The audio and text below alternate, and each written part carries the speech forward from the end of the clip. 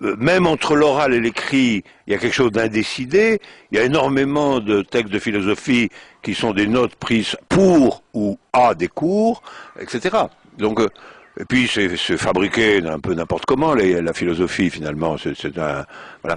Donc la question de c'est toujours un peu de briquet de broc comme ça. C'est pas même quelqu'un d'aussi obnubilé ou fasciné par le modèle mathématique que Spinoza, si on regarde dans le détail, c'est bon. Après, il faut qu'il ajoute des scolies, des introductions, des démonstrations. Finalement, donc après ça, la question de la transmission symbolique et textuelle se pose en des termes tout à fait analogues à ceux que tu indiques. Hein, ça, c'est sûr. C'est-à-dire qu'il y a une question d'établissement, de transmission, et donc la question de comment ça passe est tout à fait réelle. Et quand on discute là de comment traduire, qu'est-ce que c'est qu'une traduction d'un texte philosophique majeur, ben c'est évidemment qu'est-ce qui passe. Et est-ce que finalement il n'y a pas un déficit d'intensité extraordinaire?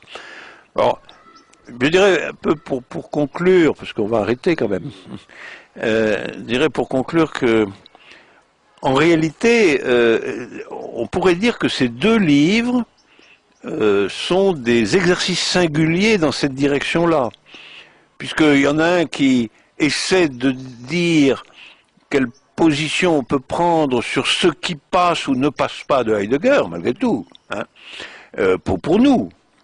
Et dans le deuxième, c'est deux exercices de passe sur le texte de Lacan, l'étourdi, couramment considéré comme un texte qui passe difficilement, parce qu'en tant qu'il est considéré comme extraordinairement mystérieux. Donc ce sont des exercices de passe, on peut les appeler comme ça. Et puis, c'est intéressant, mais ça, on développera ça quand on écrira le livre sur hommes et femmes. Cette passe est d'autant plus intéressante que dans les deux cas, elle est prise dans la question du genre. Hein. C'est fait quand même par un homme et une femme, au moins empiriquement.